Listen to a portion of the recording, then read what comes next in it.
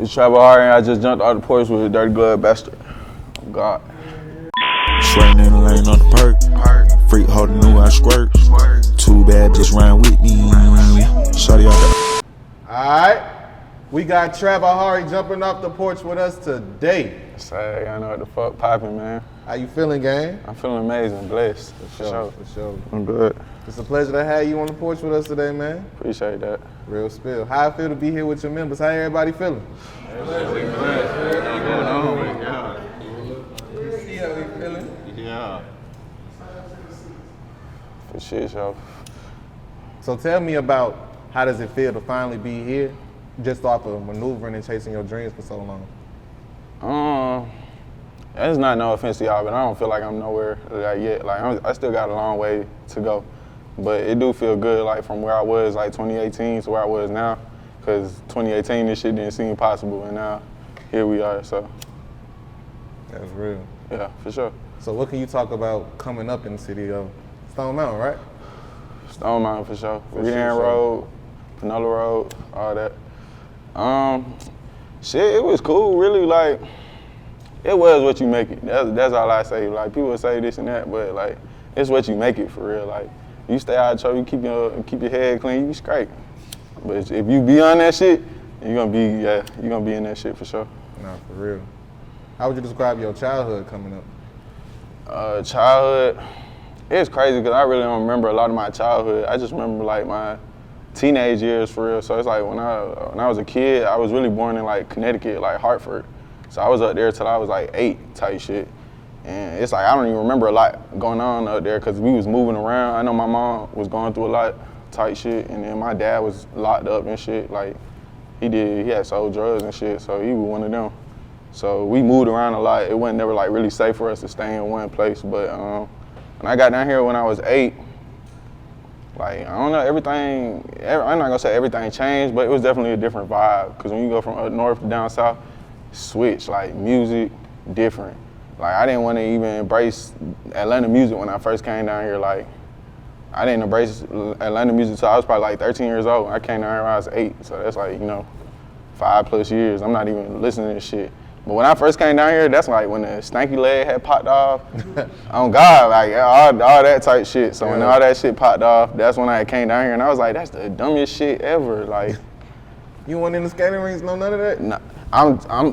No, I'm from up north, so I'm thinking like we real lyrical up there. So I'm like listening to Wu-Tang, like Nas, Common, Biggie, shit like that, like up north shit, like. And the way like my stepdad had me thinking at the time, like he was like, man, all that shit trash. So you grow up like with like father figure type shit, like you looking at them, seeing what they doing, what they saying, like, and you just like automatically follow this shit really. So I'm like listening to him, I'm like, yeah, that shit trash. He just used to like listen to shit like Jeezy and shit like that, and that's really where the down south way started coming in, cause I feel like Jeezy got him, and then Future got him, then Gucci got him. And that's when we all started like listening to like Southern music for real. No, for sure. No cap. So, what type of kid would you describe yourself as coming up? I was shy as fuck. I hated that shit because I always had so much to say, and I would say it like I would always get cool like maybe 1 or 2 people. So like I share it with them, but like really, like young, I was shy as fuck. Like I really kept to myself. I didn't have a lot of friends. Like I had friends though, but I didn't have a lot of friends. Just like sandbox type shit. No, for sure. Yeah. So what point would you say you started to, come out your shell a little bit? Shit, maybe 9th grade. And I only started like when I was 9th grade, probably like 12, 13. I started coming out my shell because I started getting bitches. I went like, I was getting that bitches did change everything. I was getting bitches before, but it's like, it wasn't like on that magnitude. Like I was really still like sucker ass nigga, like in love ass nigga, chasing around the hoe that's dating 5, 6 other niggas type shit. So yeah, so when I got to 9th grade, that's when I really like started coming into myself. Cause I'm like, damn, hoes going like that. Like, start figuring that shit out. Yeah. Facts, for sure. So when would you say you discovered your passion for music? My passion for music, probably like at a real young age. I was probably like 10, my mom I was like 6th grade. My mom put me in orchestra. I had played like cello and shit, and I was like, yeah, this shit hard. But my brother at the time, he was like fucking with like beats and shit, cause he had FL Studio, and that thing that's like maybe like 2007. Like he just on some different shit. He had the little computer mic. He used to record and shit. My brother used to rap, so really, that's what really like started my inspiration, cause I was looking up to my older brother heavy at the time. You see that ashtray? Appreciate it. Hell yeah. So at what point would you say you wanted to try it out for yourself? We really did this, we did a parody song like on this Lil B beat, and I don't even know what beat it was, but we did a parody song, and I was on there like, my name was Young Muffins and he was Lil Mittens. And we just did a song, and he was just like, bro, get on it, just get on it. So I just wrote some, like I didn't even know I could really write a rap. I just took the time, just wrote some simple shit, and that shit's still on YouTube right now. It's called Lil Muffin Swag. But no cap. Oh God, Young Muffin is Lil Mittens, shit like that. So when I hopped on that would really, I was like, that was like the first time I ever like recorded anything at all. So I would have never recorded shit if it wasn't for him. That's real. So after that adrenaline rush kicked in, what would you say made you want more? After that first Lil Muffins, Lil Mitten shit. When we first did that shit, it's like I wasn't even thinking too hard about it. Like for real, like I just did it because you know I'm just trying to impress my older brother at this point, like just doing what he doing type shit. So it's like I didn't really think too much into it, but like I was still in at the time. Like I'm in band and shit like that, music program. So I'm doing music through that way, but I'm not thinking about like rapping yet, type shit. That's real. Yeah.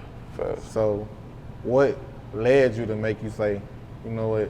That is what I want to do full time with my life. You know what I'm saying? Because everybody be trying different shit out, just trying to figure out what they want to do in the world. Yeah. So talk about your trial and error. Like, what's some of the shit you was trying before you decided to just go full in with this music shit? I wasn't really trying nothing like. I was trying school. Like I was trying to go to school route because like nobody in my family like really graduated from college. So I was like just me being me. Like I'm kind of a people pleaser to the people I love and care about. So my mama wanted to see that. I know she would have been happy to see that. So I was like, all right, I'm gonna go to school and just try to go the school route. But while I was in school, like college and shit, like I was still fucking with the music and shit. And that's when, while I was in school, that's when I was like, realized I was like, yeah, fuck this school shit. I really just want to rap. But I was rapping in school type shit. Yeah. Like on the low type shit. Not on the high. No cap. Yeah. So you was a man on campus? I wasn't a man on campus. I'm not gonna cap because it's like I only did 1 year of college, so. But it's like when I graduated, I had like an abundance of confidence. But then when I got to school, like it switched. I don't know what it switched. I don't know if it's because I went around the same energies, but it just switched, and I just went back into like that shy me. So I wasn't really talking to nobody, and I went to school with my girl at the time. And my bitch was bad. I'm not gonna cap. Like niggas would tell me all the time, like nigga, you got the baddest hoe on campus. On God, like just little shit like that. So it's like I was like focused and locked in on that type shit, and that's what like really. I don't know if that just made me not want to do shit or nothing, but like I don't know. I was really kind of square in college. I ain't do a lot. I went to the studio. That's it. On my last dollars, like I was spending my last bit of money going to the studio. Oh God. So at what point would you say you jumped off the porch? Shit. Probably in college, that first year. I ain't gonna count. After that first semester, I realized how real shit was. Like, I came in still kind of a kid, but then after that first semester, I realized, I'm like, damn, this shit, like, it's just weird. Like, it helped me realize life. So I say, damn, for sure. What's some of the shit you can say you've seen or been through since jumping off the porch in college? As far as like what, like categorize it. Like lessons. Damn. Like fake people. I always knew fake people was around, but I never really like paid attention to them.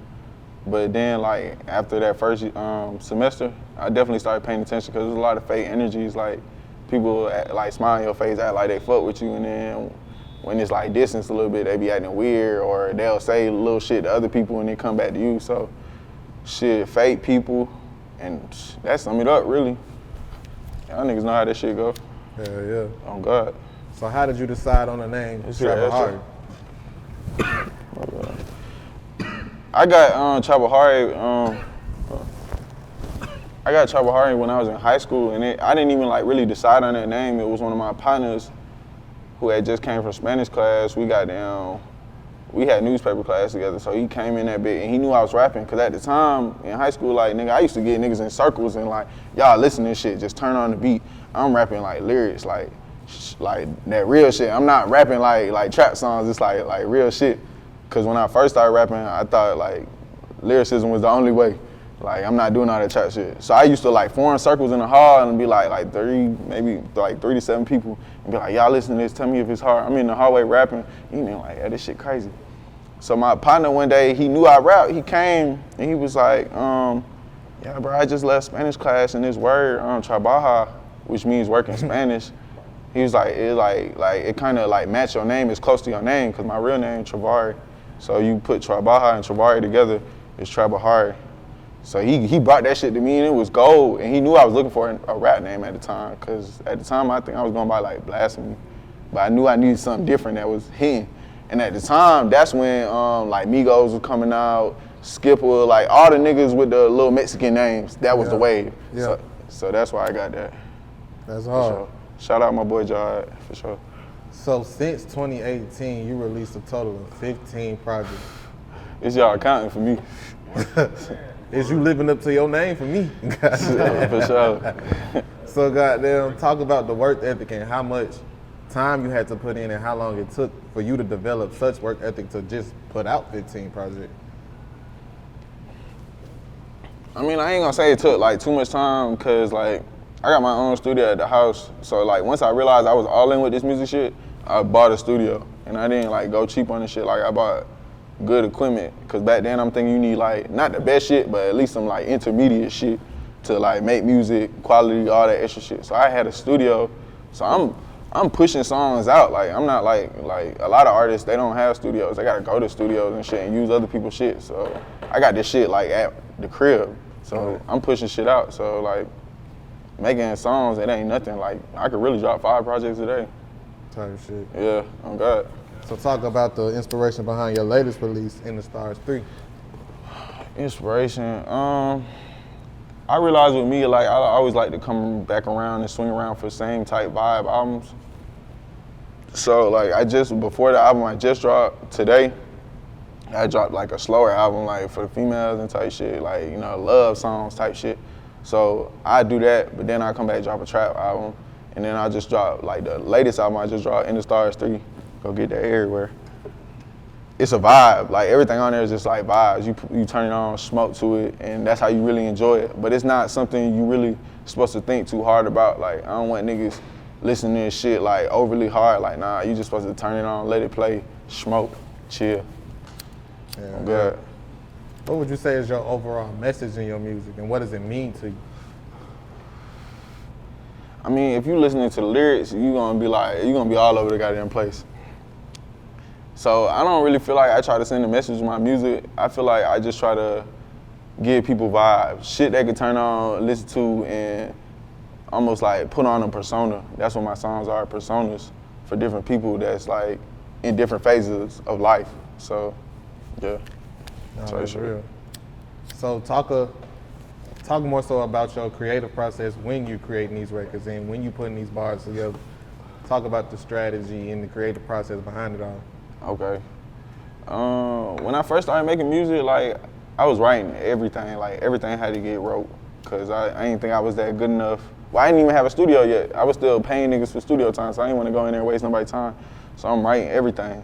Even when I bought a studio, I was writing everything. And just one day, like after a couple months, I had the studio and I had everything like situated. I just started like playing around with like freestyling type shit. I was like, all right, let me see what I could goddamn do. And that's when it took off, and then I started freestyling more and more and more and just writing less and less and less type shit. Yeah. That's real. What would it take for you to sign to a major label situation? Shit, just a good deal. I mean, as long as they not trying to take creative control from me, type shit, like, I just need to be able to put out my shit, name my shit what I want it to be named, you know, shit like that. And as long as it ain't like nothing crazy, probably like 2 years max, something short, like a year contract, like, yeah, come on, for sure. That's real. What do you feel are some of the pros and cons of being an independent artist? Pros and cons. I mean, it ain't really, bro, the cons, it ain't really no cons. Because when you're an independent artist, it's just like, the only con is you got to do more work. So if you lazy, it's shit gonna eat your ass up. But if you proactive, like, you're gonna be able to get to everything. You can do everything the label do. You just have to do it yourself. And it's a lot of shit. So, but if you manage your time out the right way, you can do that shit. Oh, that's real. What you gonna do with the money after you blow? What you said, twin? What you gonna do with the money after you blow? Shit, take care of my mama, my friends, my family. Everybody I love and care about. That's why I do all this shit, bro. I don't do all this shit for me. Like, I don't want to be rich. Like, I just want all the people I care about to be good. Really. Facts. Do you feel like the money will change you? I'd be lying if I say no, because it's like, realistically, like, it's gonna be different vibes, different feelings. You're gonna be able to go different places, do different shit. So it's like all that adding up and correlating at the same time. Like, yeah, realistically, it's gonna change you in a certain perspective. But like, I pray like it just don't take me away from the real me. I pray I can always stay true to who I am. No, that's some real shit. What's some of the goals you got for yourself besides music? Shit, bro, I'm not gonna cap. Outside of music, I don't have no goals. Like, everything is focused on music. Like, there's no plan B. It's nothing. Like, it's music or nothing. Like, if I don't do music, I don't know what I'm doing. Cause nothing else brings me the same type of joy I get when I'm doing music or dropping a video or dropping an album. Like, it's a joy that you can't replace it. It's one-on-one for sure. Yeah, shit. Yeah. So what else you working on right now? Just really getting these videos out. The album just dropped today, In the Stars 3. Y'all go check that out. Album just dropped today, so really I'm just pushing that, focus on promo and shit, getting these videos done. We shooting a couple more videos in the next couple of weeks, so yeah. Just getting the videos out for the album, making sure that shit's great. Yeah, still. So being like we in a new era of music, right? It's a lot of sub-blending genres and shit like that, right? Yeah, for sure. So do you feel like certain sounds should be limited? To like certain artists? To certain artists, yeah, like certain artists should stick to one lane or one sound. They shouldn't experiment with other sounds and shit. I'm gonna say no. I'm gonna say not really, cause it's like, okay, if you a country singer, right? You come take a rapper, like, and put him on like an album or something or a project. He gonna come at the song's completely different than you would, because this is your lane. This is what you do. You know how this shit sounds. The rapper know how this shit sound, but this not what he do. So it's like, it's gonna bring a different swag to the genre. And that's really like what music is all about, like bringing just different styles of different genres to the light type shit. So by you coming to get a rapper on a country song, like, it's not gonna sound like a country song, but it is. It's gonna have the country feel, but it's gonna have a rap feel at the same time. So it kind of like make its own genre, creating like sub-genres. Okay. No, I feel that. So how do you experiment with your own music? Like when I really just get tired, like, cause sometimes I get like in a box and I feel like I'm making the same song over and over and over again. Like I just sit there on the beat and just be playing with my voice. Like just different shit, high, low shit, like aggressive shit, like whispering shit. Like I just play with it until it do different shit, and then I just like play on the beat. I play on the beat for a while, run it back like maybe 5, 6 times, just play on it and just come a different way every time. So that's how I do that, for sure. Yeah, still. Any last words and shout outs? Shout outs, damn, I suck at shout outs. I want to shout out my mom. I love her. I want to shout out my brothers, all my brothers. And yeah, everybody that wish they could have been here that didn't come, I want to shout y'all out too. Facts. Facts. Sweating in the lane on the perk. Freak holding knew I squirt. 2 bad bitches ran with me. Shawty out the earth. In middle school I used